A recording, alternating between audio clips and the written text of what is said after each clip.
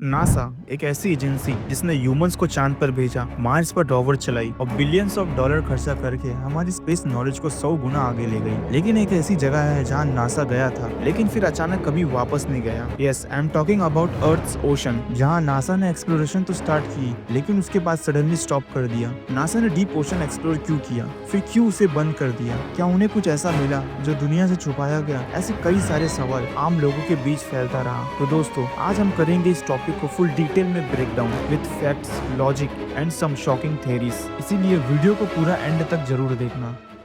Oh, this is so weird. Oh my God. So strange. Such a strange animal. Well, the ocean is so bizarre in and of itself. There's just so many weird creatures in the ocean. It's such an alien environment.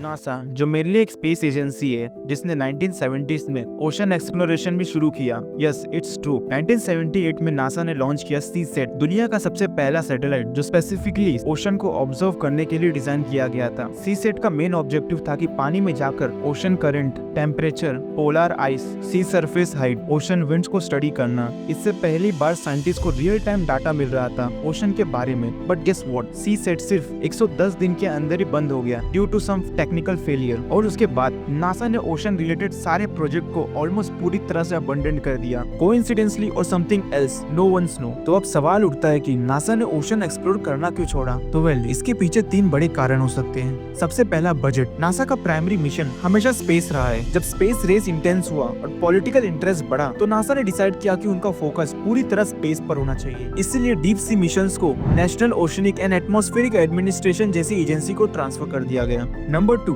Ocean exploration is harder than space. ये सुन के आपको shock लगेगा। Space में satellite भेजना आज के time पर easier है then going to the deepest part of the ocean. Ocean के नीचे 10,000 मीटर तक प्रेशर इतना इंटेंस होता है कि मेटालिक सबमरीन भी क्रश हो सकती है। और दूसरा सबसे बड़ा कारण है कि पानी के अंदर लाइट नहीं होती, जीपीएस नहीं चलता और कम्युनिकेशन ऑलमोस्ट इम्पॉसिबल है। Number 3, limited public interest and private funding. Space में एलन मस्क, जेफ बेजोस जैसे बिलियनियर इन्वेस्ट कर रहे हैं, लेकिन ओशन में ऑलमोस्ट जीरो इंटरेस्ट, क्योंकि ओशन एक्सप्लोरेशन का rate on investment commercially level पे बहुत लो है। लेकिन दोस्तों, ये सब कुछ यही खत्म नहीं होता। इंटरनेट पे कुछ और ही थ्योरी चल रही है। सम पीपल क्लेम्स नासा ने ओशन के अंदर कुछ ऐसा देखा जिसके बाद उन्हें वापस कभी जाने के लिए डिसीजन ही नहीं लिया, जैसे alien in the ocean. Deep ocean में कुछ ऐसे साउंड सिग्नल मिले जो किसी अननोन क्रिएचर से मैच कर रहे हैं। 1997 में एक ultra powerful sound signal record हुआ था south Pacific ocean. Initially scientist भी कंफ्यूज है कि किसने बनाया। Underwater civilisation. कुछ लोग मानते हैं कि नासा के डीप स्कैन में उन्हें एक अननोन सिटी पानी के अंदर मिला है जिसे नासा ने आज तक पब्लिक से छुपा के रखा। ऑफ कोर्स ये सब कॉन्स्पिरेसी थ्योरीज है,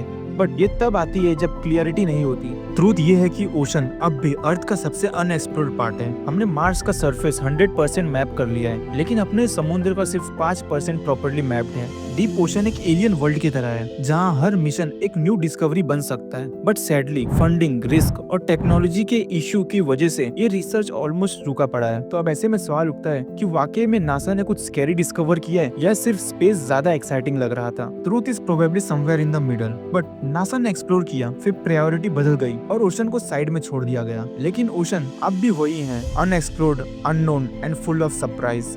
आपको क्या लगता है कि नासा को दोबारा ओशन एक्सप्लोरेशन शुरू करना चाहिए? कमेंट करके जरूर बताइए। अगर आपको ये वीडियो पसंद आया तो लाइक करना ना भूलिए, सब्सक्राइब करिए और बेल आइकन दबाइए ऐसे ही इंटरेस्टिंग फैक्ट्स वीडियोस के लिए। मैं हूँ गोविंद और आप देख रहे हैं नो विद गोविंद, जहाँ फैक्ट्स मिलते हैं लॉजिक के साथ। मिलते हैं अगले वीडियो में। धन्यवाद।